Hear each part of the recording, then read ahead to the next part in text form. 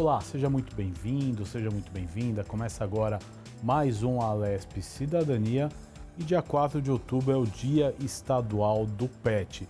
Para comemorar esta data e também discutir os direitos dos animais no estado de São Paulo, a gente fez um programa especial hoje com a doutora Suzana Pazini, que é ativista na causa animal e ambiental e médica veterinária especializada em felinos. Também a doutora Bruna Barros, veterinária, e a doutora Juliana Torres, que é advogada ambientalista e professora de Direito Ambiental. Muito obrigado pela presença de todos. Vamos começar conversando com a advogada.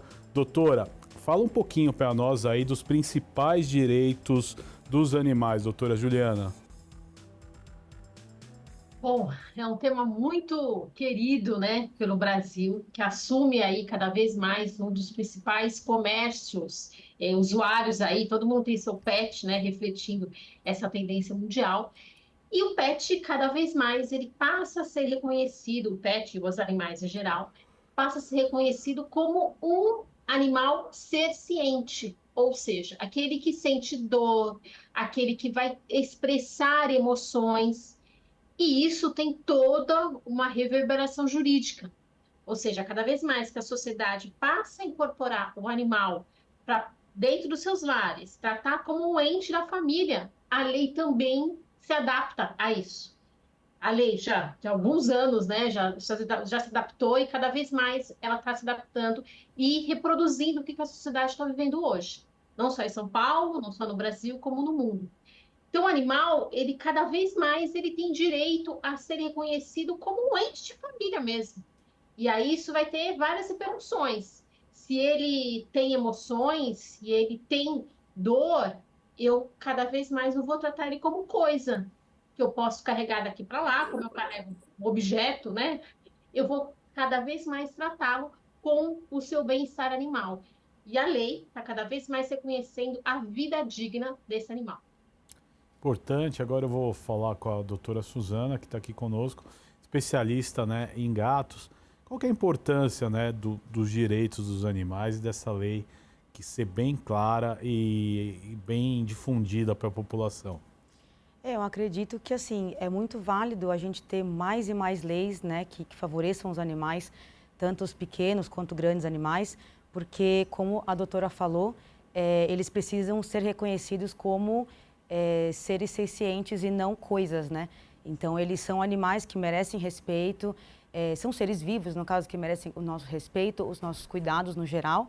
E a gente precisa realmente ir atrás e cobrar mais leis para que esses animais sejam muito mais respaldados, porque ainda falta bastante, né? Mas a gente já melhorou muito nesse quesito de leis que protegem os animais. Doutora Bruna, seja muito bem-vinda. A senhora está aí com um amigão, né? Muito bonito.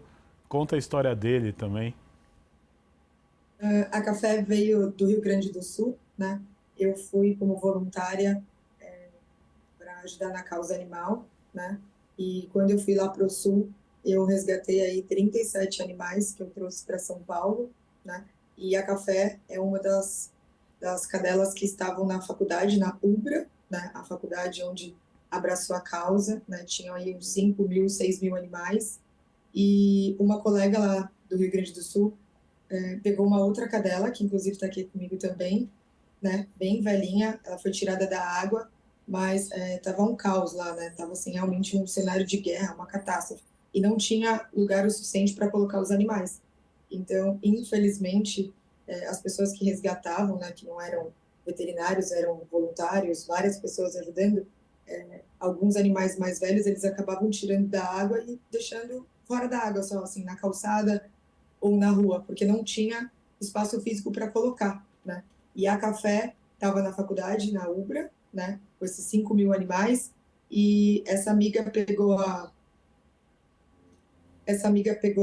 Café da faculdade, da UBRA, para dar espaço para essa outra cadela que foi encontrada da enchente, tiraram da água, mas ela estava na calçada, uma cadela velha, cheia de tumor de mama, com várias escaras, né? Provavelmente uma cadela que teve várias ninhadas, né? Ela tem os mamilos aí bem exuberantes, né? Ela também estava com tumor na vulva, e aí essa amiga pegou a café da Ubra, né, para poder dar espaço, né, um cenário de guerra, não tem espaço. Então, ela tirou a café da casa, da faculdade, e aí a faculdade cedeu espaço para colocar essa mais velha, que também está aqui comigo. História Foi isso, essa importante. história da café. Quantos animais a senhora resgatou lá no Rio Grande do Sul? Eu fiquei atendendo os animais que saíam da água, né? E eu trouxe para São Paulo 37 animais. Conta um pouquinho como é que foi essa logística, né? Como é que funcionou esse tratamento. É importante a gente contar esse case, essa experiência. O tratamento ou como eles vieram para São Paulo? Conte primeiro, né, a logística de trazê-los e depois como que foi o Então, tratamento para eles estarem a gente aptos à adoção. a gente estava num grupo de WhatsApp de voluntários São Paulo, Brasil, e aí eu me cadastrei e montaram um grupo com a presidente do Palmeiras, a Leila, né? E ela cedeu o avião, que o avião estava indo para levar feno para os cavalos, e aí eles tiveram a ideia de que já que o avião estava indo para levar feno, então que ele pudesse voltar com pequenos animais. E aí eu me cadastrei nesse grupo, e aí entre vários veterinários, 10 foram selecionados para ir para o Rio Grande do Sul. Então a gente foi em 10 veterinários, né? Cada um ficava num abrigo. A gente tinha grupo de WhatsApp onde eles falavam, agora vocês têm que ir para abrigo tal, porque eram muitos, né? Muitos que estavam na rua ainda, né? Eu fiquei, inclusive, na rua, a gente montou, que nem se fosse o Hospital Campana, e os animais saíam da água e a gente medicava, socorria e depois tentava achar um lugar para ficar. Mas naquela época, quando eu fui em maio, não tinha ainda abrigo, né? Então, assim, eles acabavam ficando amarradinhos na rua, né? E a gente fez tudo, colocava plástico, porque estava chovendo, e saía da água e quando a gente olhava tinha assim uns 200, 300 animais ali na calçada. E aí eu fiquei lá nessa vez 6 dias e depois eu voltei de avião. Só que nesse voo que eu voltei do Palmeiras, aí foi o primeiro voo que eles liberaram para trazer os animais. E aí vieram aí nesse voo uns 120 animais. Então veio vários voluntários com animais, pessoal de ONG, veterinários também. E aí foi a primeira vez eu trouxe 5 animais. Depois o avião veio no dia 30 de maio, né? E como a véia, que foi essa que eu contei para vocês, que estava lá na faculdade, era uma cachorra bem idosa, eu pedi para minha amiga mandar ela para São Paulo, que, né, como estava muito cheio a faculdade, tinham aí os 6 mil animais, eu falei, você consegue me mandar ela pelo avião? Que eles estavam cedendo o avião para trazer mais animais. E aí foi que eu pedi para vir a véia, que é essa que eu contei para vocês, que estava na calçada e que teve que entrar no lugar da café, que está aqui, né? E aí vieram aí nesse voo também uns 160 animais. E eu fui no aeroporto de Sorocaba recebê-los. E aí eu acabei ficando aí com mais uns 18, né? Daí da terceira vez eu fui para lá e fiquei 16 dias e eu fui pela FAB, né? E na volta teve aí uns contratempos com a própria FAB e eu tive que voltar de carro com 2 cadelas e vários filhotes. E aí eu trouxe aí mais uns 18 animais. Que eles estão ainda aqui comigo, alguns, né? Para doação, tem filhotes. E aí a gente está fazendo aqui vários projetos para doação, né? Ainda tem bastante animais lá. Então, eu tenho contato com o pessoal do Rio Grande do Sul, com os abrigos, que hoje eles estão mais estruturados. Então, está tendo várias feiras de doações aqui em São Paulo. São Paulo, Rio de Janeiro, Porto Alegre também tem feira, Curitiba. E aí, assim, a gente está conseguindo continuar a ajudar o Rio Grande do Sul, porque ainda, infelizmente, tem bastante animais, né? A estimativa que o pessoal de ONG lá do Rio Grande do Sul fala para a gente é que foram resgatados aí nessa catástrofe 18 mil animais. Esse é um número extremamente significativo e Sim. assustador. Vocês tiveram casos, por exemplo, é legal a gente ainda aproveitar esse gancho de pessoas que reencontraram seus animais? Teve? Sim. Ok, legal. As pessoas que perderam tudo, né? Algumas fizeram questão de ir atrás. Outras, eu acho que elas estavam tão abaladas emocionalmente, tão desestruturadas, que não tiveram interesse de procurar, né? E muitos animais também, eles foram doados e a pessoa acabou não reencontrando. Sem dúvida, é importante esse relato. Agora, a doutora Bruna, é interessante também. Aliás, agora eu vou perguntar para a doutora Juliana, que é advogada. Fala um pouquinho das leis hoje que protegem os animais, né, no Brasil, no estado de São Paulo. O que, que nós temos aí de legislação que já garante, né, os direitos dos animais? Olha, temos várias leis, inclusive esse ano, né, teve uma recente lei aqui no estado de São Paulo, em julho de 2024. É uma lei que a gente comemora, então a gente está no momento de celebrar, né, esses avanços, como a doutora falou. Ainda temos muito a fazer, mas já caminhamos bastante. Então a gente que é da causa animal, que a gente comemora, né, passo a passo, assim. As leis, no geral, elas tratam os animais como seres integrantes aqui do nosso convívio. Então, não é uma coisa como historicamente se tratou, né? Se a gente voltar lá atrás, o homem dominava os animais. Então, lembra aquela, eu vou dominar o leão, quando guerreavam entre a Idade Média, vai vindo lá para a Antiguidade. Os animais eram aqueles triunfos, né? Então, eu vou lá conquistar a terra, vou degladiar com o outro, com o inimigo, e vou ter os animais deles para mim. Isso me dá força. Então, eu podia tratar do jeito que eu quisesse. Daí vieram os zoológicos, daí vieram os animais em circo. Então, o homem ele sempre teve essa tendência histórica de tratar como coisa. Mas os estudos científicos avançaram cada vez mais e a gente vai voltando à era inicial em que todos, de certa forma, existia essa consciência de que todos pertencemos à natureza, plantas, animais, sol, lua, enfim, tudo isso, somos todos juntos. E nessa tendência, né, de voltar, de se entender como parte do todo, as leis, essa lei paulistana aqui, que eu mencionei, que feita agora recentemente, ela vai olhar para o animal e falar, olha, o animal tem dor, o animal é um ser senciente, existe, vamos olhar para o bem-estar animal. Então, por isso, eu não posso pegar um animal e falar assim, olha, vou te dar de brinde aqui, vem aqui na minha loja, compra uma bolsa e você ganha um filhote, um gatinho. Não, isso não existe. Então, cada vez mais, o tratamento que se quer aqui no estado de São Paulo é que os animais sejam tratados como seres vivos, seres sencientes.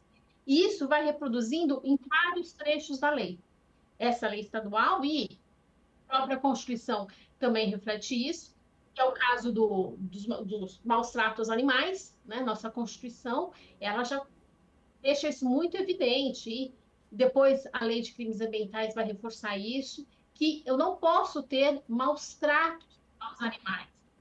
Claro que a gente tem ainda alguns elementos, como a vaquejada, como alguns, como rodeio, né, que a gente já tem no estado de São Paulo, enfim, tem alguns elementos aqui que ainda mostram que, olha, animais, eu trato ele, né, numa festividade cultural, mas cada vez mais eu tenho, a lei mostra isso e a força do Estado nos coloca a ter esse olhar. Peraí, eu não posso tratar o animal como uma coisa. Então, no transporte aéreo, por exemplo, nós tivemos vários exemplos aí de mortes, de maus tratos, né, de sumiço dos animais. Eu não posso tratar ele, eu não posso colocar ele lá como carga. Então, cada vez mais isso tem que ser, tá aos poucos ainda, nós não chegamos ainda no patamar ideal, no patamar que a Constituição Federal impõe, mas nós estamos caminhando para isso. Essa lei agora de julho, como eu falei, é um grande avanço que mostra que, olha, animais, eles não são coisas, eles são seres vivos, e eu vou tratar como eu trato qualquer ser vivo. Eu não viro para o outro ser vivo e falo, olha, eu quero que você seja castrado agora. Não, peraí, como assim você vai castrar um outro ser vivo? Como assim você vai vender o outro ser vivo? Então, cada vez mais, o processo de comercialização passa por alguns requisitos. Como eu falei, eu não posso doar animais, como historicamente a gente teve, né? Em feiras, em tratos aí comerciais, que você chegava lá e ganhava um filhote, ganhava um pintinho, aquilo tudo, como você está ganhando uma bala, um bolo, né? Uma bola. Não, isso não existe mais. Cada vez mais, então, a gente tem uma tendência de reforçar esse olhar para o animal como alguém pertencente ao nosso meio ambiente, como nós mesmos. Importante, né, as declarações da doutora Juliana, é importante a gente discutir muito esse assunto. Agora eu quero saber das três, né? O que é mais difícil hoje? Quais as dificuldades que a gente encontra quando a gente fala de defesa dos animais? Eu vou começar com a doutora Bruna, inicialmente. Eu não entendi a sua pergunta. Quais as principais dificuldades que a gente encontra hoje na defesa dos animais? O que eu vejo é assim, por exemplo, aqui na minha clínica, né? Eu atendo um cliente, ele fala, nossa, tem um vizinho meu que ele judia do cachorro, o cachorro fica no sol, o cachorro fica com a sujeira no quintal, e eles falam, eu queria denunciar, né? Tipo, maus tratos, né? A lei de maus tratos, ela é bem, eu acho assim, ela está cada vez mais vigorosa. Só que o que acontece? As pessoas, elas também, eu acho que elas não têm aquele suporte, elas ficam com receio de denunciar, do vizinho vir atrás, né? E aí, quando liga na delegacia, é uma procura muito grande, né? Quantas pessoas tentam ligar e falam assim, já liguei várias vezes e não veio ninguém, né? Ou quando você liga na delegacia, eles acabam pedindo para mandar foto, mandar provas. E às vezes a pessoa ela não tem as provas, não tem a filmagem, mas ela acaba assim, por exemplo, hoje, inclusive, antes de começar aqui conversar com vocês, eu atendi um cachorro, né, que uma cliente mora do lado dessa outra pessoa e ela ouve direto o cachorro sendo chutado, né? Ele dá aquele grito, ela ouve o barulho, ela chora várias vezes, ela falou, Bruna, eu queria tentar pegar, como que eu vou conseguir denunciar? É minha vizinha, será que vão lá? E aí, hoje, o cachorro estava na rua, porque a pessoa trabalha o dia inteiro e deixa ele solto, né? Assim, você vê que assim, não tem um controle. O cachorro não está castrado, né? Ele fica na rua, faz sujeira, ele pode liberar vários ectoparasitas na rua, e aí a tutora, à noite, põe para dormir. E aí essa cliente pegou o cachorro e trouxe, querendo, assim, tentar doar ou, né, dar um jeito de ele arrumar aí um outro lar. E aí ela fica constrangida com essa situação, né? Ele veio, eu estava até machucado. Assim, quem vai dar esse suporte? Quem iria lá fazer essa investigação? Então, eu acho que, assim, tem uma procura muito grande, mas eu acho que falta ainda, assim, pessoas especializadas para a causa animal, para realmente ir atrás e serem ouvidas, né? Eu acho que é isso. Eu acho que falta uma equipe maior para quando realmente tiver uma denúncia tentar ir averiguar. O que acontece é que sempre pedem provas e às vezes as pessoas elas não conseguem essas provas, foto, filmagem, ela viu, né, mas ela não consegue e aí acaba passando. Eu acho que é isso. Legal. Falta ainda mais pessoas para trabalharem nessa causa animal. Legal. E Suzana, e você em relação aos gatinhos? O que você acha que precisa avançar? Vocês enfrentam maiores obstáculos? Como é que funciona? Pegando o gancho da doutora Bruna, realmente é uma série de denúncias que as pessoas tentam fazer e não conseguem, não tem retorno, ligam a polícia várias vezes, falta polícia, mais polícia, de repente, da parte ambiental ou não, para organizar essa parte de ajudar essas denúncias, porque, principalmente na parte dos gatos, por exemplo, eles são muito mais discriminados do que os cães, por exemplo. As pessoas têm muito mais medo ou nojo, enfim, dos gatos, do que dos cães, que eles têm um pouco mais de pena, por exemplo. Então, eu acho que falta realmente bastante essa parte de mais policiamento, mais pessoas trabalhando realmente nessa área, para que ajude, né, essas denúncias, porque não tem como você ir lá denunciar e ficar por aí mesmo e ele continuar sendo maltratado, animal, sendo gato, cachorro, qualquer outro animal. Então, eu acho que falta muito mais nessa parte mesmo, ter pessoas realmente na área para que consiga lidar com essa situação. E no meu caso, por exemplo, está tendo bastante problema com a parte zoonose, porque eu, por exemplo, trato de gatos com esporotricose, apenas com esporotricose, que é uma doença fúngica e é zoonose.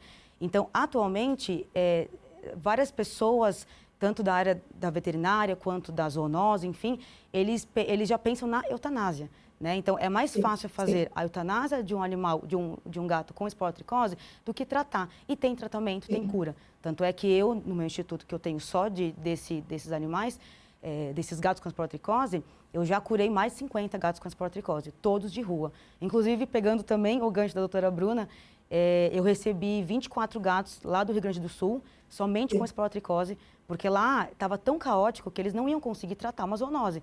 24 gatos, né? Tem mais, na verdade, mas eu consegui receber 24. Então, todos eles, claro, teve alguns que infelizmente veio a óbito, que eles estavam muito graves, mas os outros que souberam, que são 20, estão super bem, em tratamento, já quase curados, já prontos para serem castrados, testados e enviados para adoção.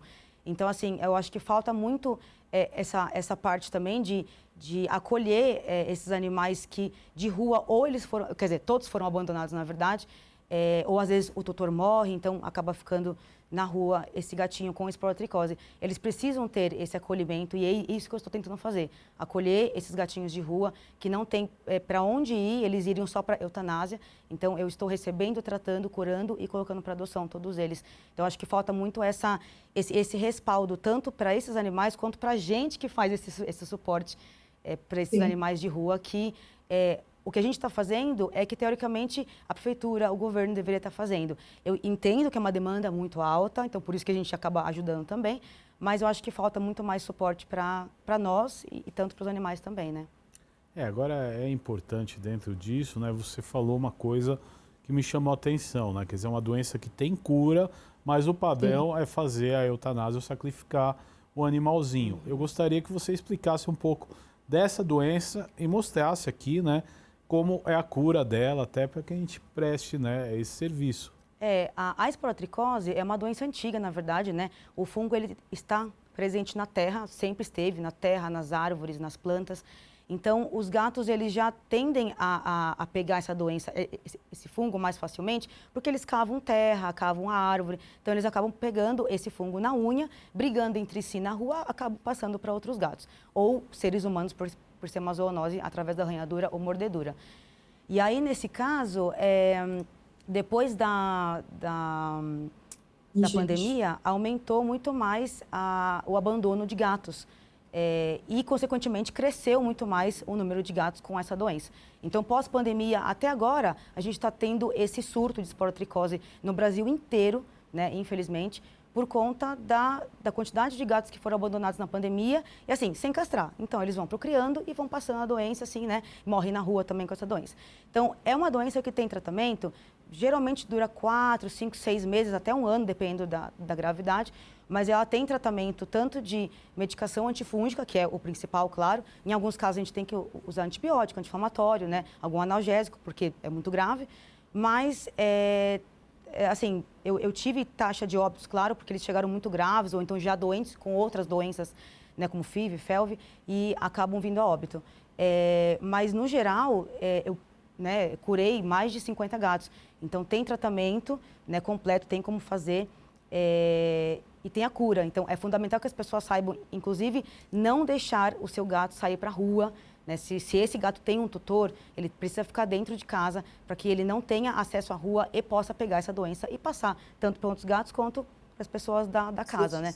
Então, é fundamental que sejam castrados e que fiquem dentro de casa quando tem tutor. E os que não têm tutor, a gente está tentando ajudar, né? Tirando da rua, né? Tirando essa zoonose da rua, para evitar que prolifere muito mais, porque se virar uma epidemia, aí vai ser complicado, né?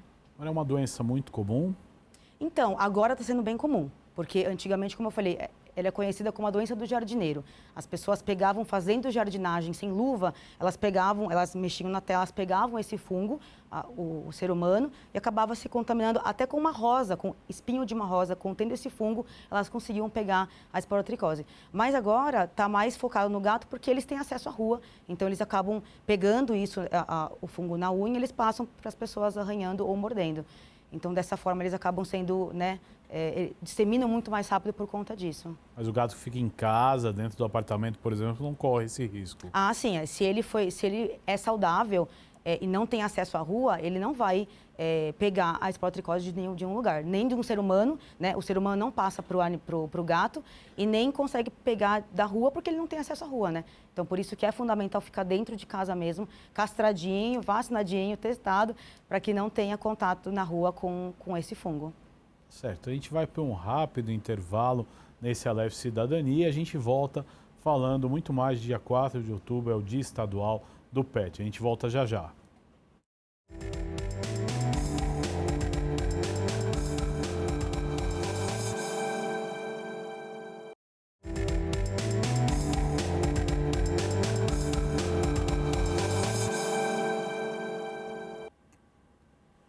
Estamos de volta, esse é mais um Alesp Cidadania, falando do dia 4 de outubro, é o Dia Estadual do PET, e hoje a gente faz um programa especial e fala sobre os direitos dos animais no estado de São Paulo e também no Brasil. Para isso eu recebo aqui nos estúdios da Rede Alesp a doutora Suzana Pazini, que é ativista na causa animal e ambiental e médica veterinária especializada em felinos. A doutora Bruna Barros, veterinária, e a doutora Juliana Torres, que é advogada ambientalista e professora de Direito Ambiental. No primeiro bloco, a gente está falando dos felinos, né, desse fungo aí que atinge, né, e é muito sério, né?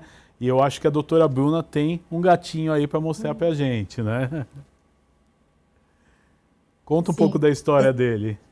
Essa gata, ela veio lá de Matias Velho, que é o maior bairro da América Latina, do Rio Grande do Sul, né? Então, ela veio aí em maio, tinha acontecido aí essa catástrofe fazia uns 15 dias, e aí os barqueiros estavam entrando na água, nas casas, para resgatar os animais, né? E nós, veterinários, ficávamos do lado de fora esperando para atender os animais. E essa gata foi resgatada, ela estava no telhado, né? Que a casa estava toda tomada, junto com uma outra gata. Acredito que elas deveriam ser do mesmo tutor. E aí eu examinei ela lá na hora, né? Era uma gata que estava bem magra, né? Ela está magra ainda, estava bem magra, um pouco de desnutrição, desidratada, né? E com um tumor de mama. E aí eu peguei e falei, vou trazer para São Paulo essa gata. E aí eu trouxe para São Paulo, eu fiz todos os exames, né? Aparentemente na pele ela não tinha nada, porque eu sabia que a gente estava aí lidando com casos de esporotricose, e lá é uma região bem endêmica, né? Então ela não tinha lesão nenhuma, né? Ela é FIV e FeLV negativo, mas como ela já está comigo há 6 meses, faz aí 20 dias que ela manifestou aí essas alterações na pele, né? E por saber que lá é uma área endêmica, né, de esporotricose, ela foi anestesiada e aí foi feita a biópsia e uma citologia. E aí, bem-vindo, outro caso de esporotricose.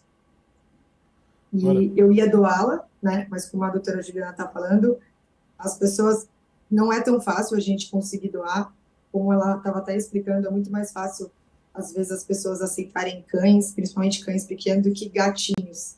E ainda uma gata que vai demandar aí um grande tempo para ficar curada, né? Então, assim, a doação foi negada quando veio o diagnóstico. E, né, também sou contra a eutanásia, em caso que dá para a gente tentar, né? Eu penso assim, né?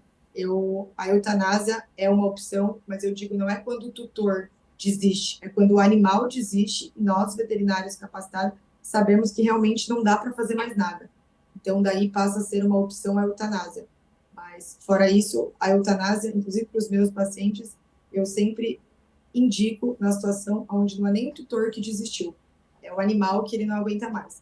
Porque se chegar um tutor que ele quer fazer eutanásia e eu, Bruna, capacitada, não vejo a necessidade, eu não vou fazer. Interessante, e aí agora a gente está na luta de tratar essa esporotricose. Mas esses animais, como a doutora Juliana falou, eles também vêm debilitados, né? Eles eram animais tinha seus tutores, mas tutores e tutores, né? Que cuidam.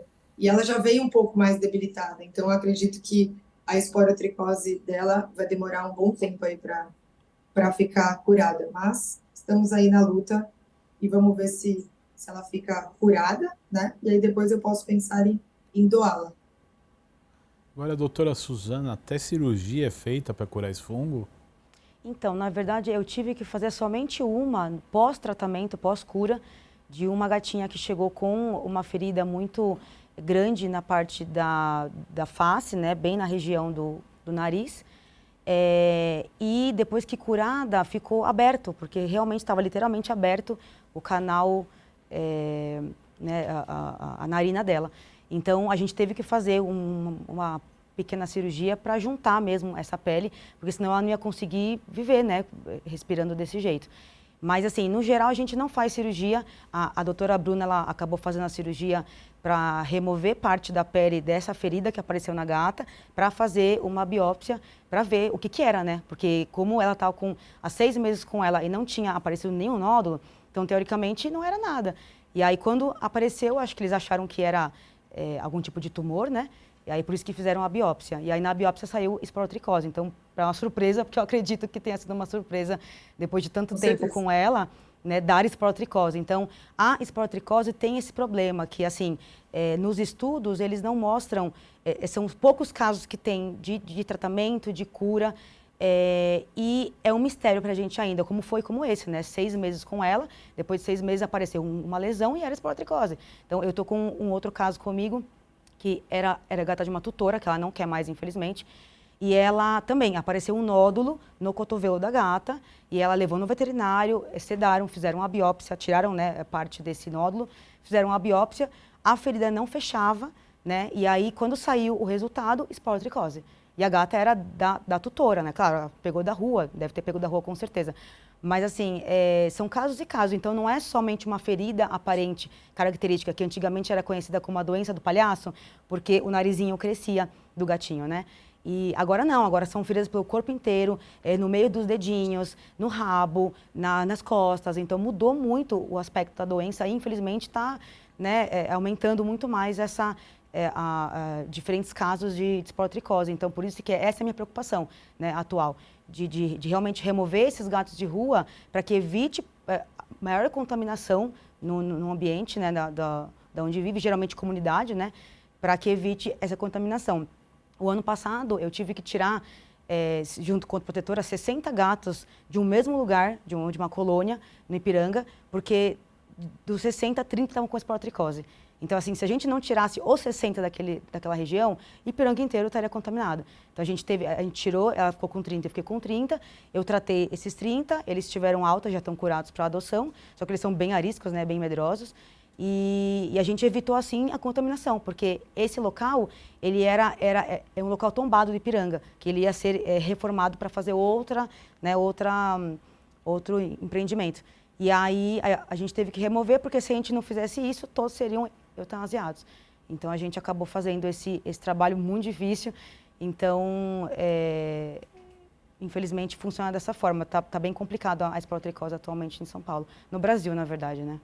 Legal. E aí eu vou perguntar para a doutora Juliana, que é advogada, é interessante a gente entrar nesse assunto também. Essa história da eutanásia, que a zoonoses, né, aplica, como é que a gente faz para defender o direito à vida desses animais? Olha, como a gente já falou até aqui, o direito à vida existe, está na lei, não é porque alguma veterinária acha que tem, não vou fazer, não é nada romântico, né? Não é da ideia de ninguém, está na lei. A gente precisa cada vez mais levar isso a sério. Como a gente estava falando agora há pouco, o que falta, né? Olha, então quer dizer que vai eutanásia para todo mundo? A lei não fala que tem que defender a vida, como é que eu faço isso? Então, a partir do momento que todo mundo leva isso a sério, muito a sério, independente se for pagar multa, se for preso, se não for, a gente vai começar a ter profissionais, tanto na área jurídica, né, delegacias e controles mais adequados e mais em conformidade com a lei. E aí, um dos pontos vocês, como as doutoras já acabaram de falar, olha, você tem que estar ao lado de veterinários conscientes, que sabem o que estão fazendo, que encaram, né, tá no DNA, essa direito à vida, esse bem-estar animal, como elas já falaram aqui, e procurem profissionais, sejam advogados, veterinários, cercam-se, construam uma rede de apoio que tem esse conhecimento, que leva a lei a sério, porque esse é o único caminho, porque a gente vai se deparar, ainda não há uma construção, como a gente falou, tão sedimentada nesse sentido, e que vai encarar o animal com a vida que ele tem, ele é um outro ser, então eu não posso sair matando a hora que eu quero, fazendo a hora que eu quero, comprando, vendendo, eu não posso fazer da minha cabeça. Ele é um ser como eu. Se eu não posso matar um outro ser humano, por que eu posso matar um animal? Só porque, eu não gostei, acho que ele vai morrer logo. Não, isso não existe. Então, se a lei já está a nosso favor, já está a favor dos animais, é importante que vocês se cerquem aí de profissionais que levem isso a sério porque a lei está do lado deles. Eu queria fazer uma pergunta Pois não. para a doutora Vamos lá. advogada. Posso fazer uma pergunta? Fica à vontade. Em relação, assim, você é advogada, que nem a doutora Juliana estava falando, a gente diagnostica um animal com esporotricose. E aí o tutor, ele fala que ele não vai tratar, que ele quer fazer eutanásia, né? E a gente explica que dá para tentar, e ela, com essa experiência aí de tratar os animais que tem aí um alto índice de cura, e mesmo assim, né, o tutor fala, não, eu não quero, eu vou sacrificar, né? A gente, veterinário, a gente fica numa situação que, né, eu falo assim, veterinário São Francisco, que a gente fala, não, você não vai sacrificar, eu vou ficar e vou cuidar. Então, eu acho que, assim, tem tutores que eles chegam nessa intenção já, né? Porque você é veterinário, porque você gosta. Então eu vou levar lá, eu sei que ela não vai sacrificar. Eu não sacrificaria, assim como a doutora Juliana também não, mas a gente precisava ter, assim, um respaldo numa situação dessa, de que, assim, o tutor mencionou que ele vai fazer eutanásia, que ele pudesse ser notificado, né, assim, que ele quer fazer eutanásia, que a gente, como profissional, explicou que tem cura, e que ele fosse penalizado, né? Assim, como funcionaria essa lei, né? É muito complicado isso, que assim, o cachorro tem um dono, então eu não quero mais, eu vou fazer eutanásia. A doutora Juliana sabe, tem vários veterinários que fazem isso, e o bicho não tem nada, mas deveria ter uma lei que nos protegesse nessa situação. Então, assim, você só vai sair daqui assinando um documento que o animal foi deixado para a doutora Juliana, para mim, e a pessoa pagar uma multa, ou ela paga o tratamento e depois esse animal vai ser doado. Mas a gente fica numa situação muito complicada, até porque saiu uma lei do Conselho Regional de Medicina Veterinária, que nós, veterinários, temos o total direito e obrigação de a gente fazer notificação de maus tratos. Isso também é uma situação que para a gente também é complicado, né? Então, você pega um animal, dependendo da região que você trabalha, eu estou numa região onde, assim, aqui eu posso contar no dedo um cliente que trata como animal. Não, são todos da família. Então, assim, eu não passo por essa situação de toda hora ter que fazer eutanásia, eu não faço, como eu expliquei para vocês, mas eu digo assim, numa situação, por exemplo, eu peguei uma gata, que era até de um conhecido, e ela estava com carcinoma, que é um tumor, né, que a gata fica no sol. E aí eu pensei, eu preciso tratar essa gata, e a pessoa tem condições. Ele pagou tudo, né, a conta da gata, ela foi tratada, ela teve tudo do melhor.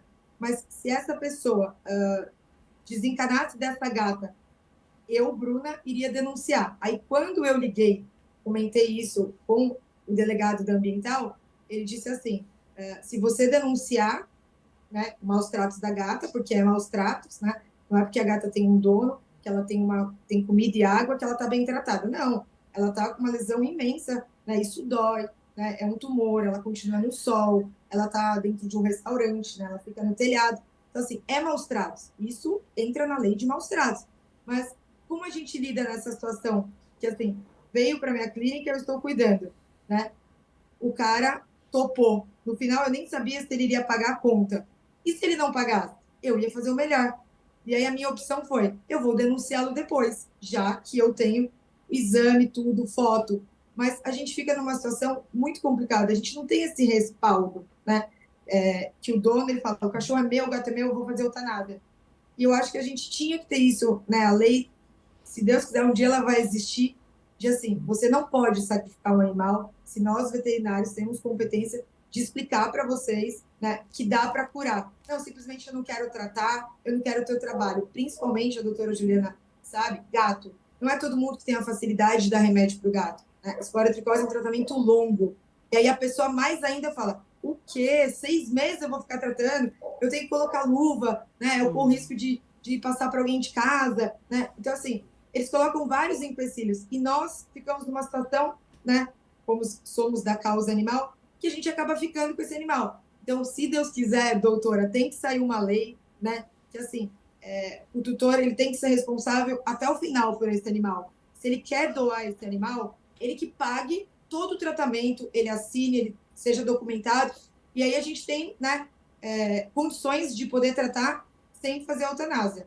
Nós não faríamos, mas vários colegas fariam. Mas eu acho que assim, ele tinha que se responsabilizar, né? Se ele já passou em veterinário, avisou que o gato não pode ir para a rua, o gato vai para a rua, ou então quando chega para a gente numa situação né, que assim, não tem muito o que fazer, né? Ou assim, eu já peguei uma cachorra que assim, eu cuidei desde pequena dessa cachorra bebezinha e no final a cachorra estava muito mal. E a dona falava: "Eu não vou fazer eutanásia. Eu não vou fazer eutanásia". E eu falava: "Mas eu como veterinária, não dá mais para fazer nada. Não dá". E aí, segundo o código de ética do CRMV, eu acabei lendo o código, né, de ética, que nós somos capacitados assim a explicar, né? Não dá para fazer nada. Não, você tem que fazer um soro, você tem. Mas o que eu estava fazendo mais pela tutora, pela pressão psicológica, do que pelo animal, porque a cachorra não tinha qualidade nenhuma de vida. E nós temos a capacidade de falar: agora não dá mais. Então a gente se depara com essa situação. E que hoje, pelo Conselho Regional de Medicina Veterinária, a gente tem que fazer a notificação de maus tratos. Aí a gente faz a notificação, o cliente é chamado, daí a gente toma um processo. É muito complexo isso ainda na veterinária e eu acredito no direito do animal, como a doutora está explicando. É muito complexo. Agora, É muito complexo. importante a Posso? gente botar no assunto também a questão da responsabilidade, né? Vocês, veterinários, ativistas, né, em conscientizar, né, para a posse responsável, né? Porque é o que vocês têm falado. Às vezes as pessoas pegam, né, o animalzinho e não tem estrutura para cuidar dele Sim. adequadamente. Então eu queria que vocês falassem da importância, o que que a gente precisa avançar ainda na questão da conscientização da posse responsável. Eu começo com a Suzana, depois eu giro com as outras convidadas. Eu acho muito válido, eu até falo com bastante tutor assim, que tem animais, que eu sempre quis ter um gatinho, um cachorrinho assim assado. Aí eu sempre falo, precisa ter um animal? Você tem como ter um animal? Porque tem muita gente que acaba, parece que é necessário a todo custo, seja de raça ou adotar, enfim. E a gente sempre tem que colocar na ponta do lápis de eu viajo muito, eu saio, eu trabalho, como que eu vou conseguir cuidar desse animal? Porque é muito importante a gente passar essa consciência para as pessoas, Numa reunião, porque pode deixar ela aí. eles têm que estar conscientes que eles precisam pegar um animal somente se eles conseguirem ter o tempo de cuidar, no caso de cachorro, passear, né? Não precisa ter um espaço muito grande, mas conseguir passear com o animal, dar banho, né? Porque cão precisa de banho, pelo menos mensalmente, etc. Então, a gente precisa passar essa consciência para as pessoas, porque, infelizmente, está bem complicado. Parece que as pessoas são obrigadas a terem algum animal.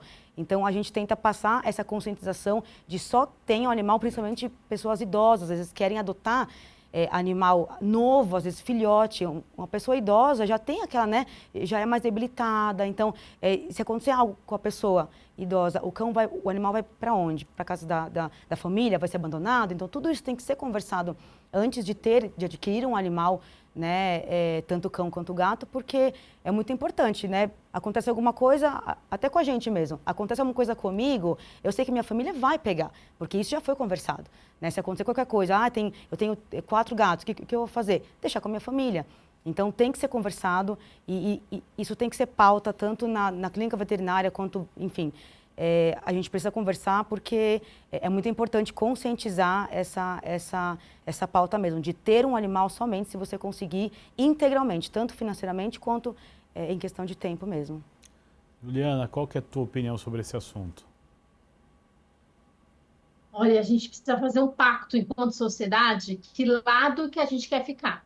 A gente quer tratar animal como coisa, que eu, como a doutora Bruna acabou de falar, eu vou tratar o animal do jeito que eu quero. É uma coisa minha, eu quero que ele viva, então ele vai viver, eu quero que ele morra, ele vai morrer. Ou eu vou tratar o animal como um ser ciente, um ser vivo, que está aqui junto conosco. E aí, se eu vou tratar ele como um ser vivo, como ente da família, eu tenho gastos durante a vida e pós a vida. Eu tenho gastos, responsabilidade pessoal, responsabilidade da minha família, como a doutora acabou de falar. É esse pacto na sociedade que a gente precisa criar, assim, sabe? Gente grande, vamos parar de brincar? Vamos levar isso a sério? Porque esse é o único caminho. Olha, a gente já tem determinações aí do Conselho Regional de Medicina, de Medicina Veterinária, a gente já tem leis, Constituição, leis estaduais, grandes avanços, mas e na prática? Você viu como o veterinário fica vendido? Eu tenho que gastar tudo aqui, quem que vai pagar? Cadê o banco? Eu posso ir lá acionar que banco agora que eu vou, mando um e-mail, o dinheiro já cai na minha conta, porque esse doutor aqui não cuidou. Então, isso forma-se que é necessidade de um grande pacto na sociedade. É só assim que a gente vai avançar. Por enquanto, a gente tem que se criar essa rede de apoio, porque as leis existem, então qual que é o advogado que vai entrar com uma ação contra o tutor aí que não pagou a conta do Sim, veterinário? sim. Qual é o advogado que, na hora de cuidar do inventário, o tutor faleceu. A parte do inventário que ficou, parte vai ter que cuidar para o animal. Ele conta isso para a família, ele trabalha assim. Os cartórios, assim, os cartórios, o judiciário, todo mundo já está pronto para receber esse tipo de ação, todo mundo já está pronto para receber essas custas, para obrigar quem tem Deixa que a gata pagar, aí, Colinha. mas a gente ainda não tem isso no dia a dia, a gente não tem isso tão fácil. Então, por isso que é importante, unam-se a profissionais, sejam advogados, delegados, veterinários, que entendam exatamente esse avanço da lei, que tratem o animal com o bem-estar animal, como membro da família que é, e cada vez mais acredito que os outros profissionais que ainda não tratam assim, os tutores que ainda não tratam assim, eles vão sendo fora eliminados e a gente vai avançando enquanto sociedade. Esse é o único caminho, porque a lei já existe, esse entendimento, olha, tem várias dezenas de construções científicas internacionais, então não é o que alguém acha que é legal, não, não é papo de ativista, não, já está na lei. Então a gente precisa encarar isso com a seriedade que o tema merece. Legal, muito importante. Agora eu queria saber a opinião da Bruna também. Eu estive, inclusive, esse final de semana, teve um evento grande que vieram outros cães do Sul, né? Veio um ônibus de lá, de vários abrigos, vieram 20 cães. E eu pude vivenciar isso, assim. Eu sempre fui aquela veterinária, né? A doutora Juliana, que fala que a gente brinca, a gente é fora da casinha de tanto que a gente gosta, né? Que a gente olha na rua, a gente acaba pegando, faço as minhas doações sozinha. Eu peguei, eu assumo, eu cuido, faço melhor e vou escolher a família que ele vai. E esse final de semana eu estive aí na feira de doação fazendo a triagem, né, para ver para onde os animais iriam, né? As pessoas chegavam, como a doutora Juliana falou, chegavam interessadas para adoção, né? Principalmente porque foram animais que vieram do sul, né? Tem sempre aquela parte de tipo, nossa, esse veio do sul. Tudo bem, mas sempre teve aqui em São Paulo e em outros lugares ONGs também para doação, né? E aí, assim, eu falei que eu fui bem vigorosa, né? Tinha pessoas lá de ONG, acabaram até me olhando diferente, porque na hora que eu ia fazer a triagem, eu queria saber se essa pessoa já tinha tido um animal, né? Se ela morava, com quem ela morava, o horário que trabalhava, se realmente ela tinha condições de mantê-lo, né? Dar uma boa ração, né? Não importa que é um vira-lata, que ainda existe esse mito, ai, vira-lata é mais resistente, não fica doente. Fica sim doente. Precisa ir no veterinário, sim. Precisa tomar vacina, precisa comer uma boa ração. Então, quando eu estava ali fazendo as entrevistas, me lembro de um caso, né, que assim, eu fiquei meio chocada, que eu estava ali entrevistando, segundo uma voluntária que era de uma ONG aqui de São Paulo, ela, nossa, eles gostaram muito, eles querem ficar, conseguir doar. Aí, quando eu, como veterinária, fui fazer outras perguntas, eu não deixei aquela família adotar. Então, qual foi o meu parâmetro aí?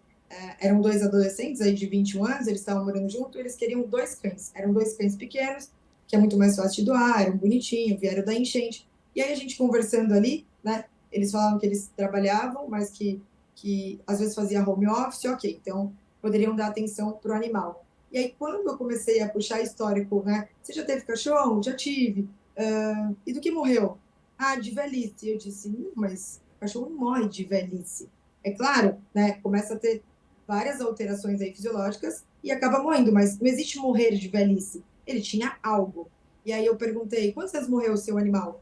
11 anos e era um pincher. E nós, veterinários, né, sabemos que um pincher aí, ele tem uma estimativa de vida aí 15, 18 anos, um cão pequeno. E aí aquilo me deixou assim bloqueado. Eu falei, peraí, não levou no veterinário, morreu. Como morreu? De velhice. O que ele teve? Ah, parou de comer, e aí estava mais quietinho e morreu. Eu falei, então, mas poderia estar aqui, né? 18 anos.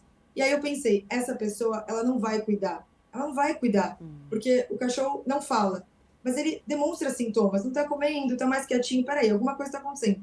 E aí eu lembro que eu fiz até uma comparação. Falei, se fosse seu filho que não está comendo direito, que está se sentindo mal, você ia deixar ele quietinho ou você ia ligar para pediatra ou levar ele no público, por exemplo, né?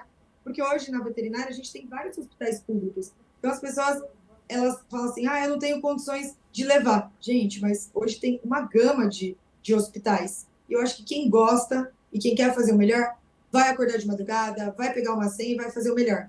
E aí foi uma de, sei lá, de 3 doações que eu falei, essa pessoa não pode ter. Não pode. Ela negligenciou. E aí agora, por que com esse ela vai fazer?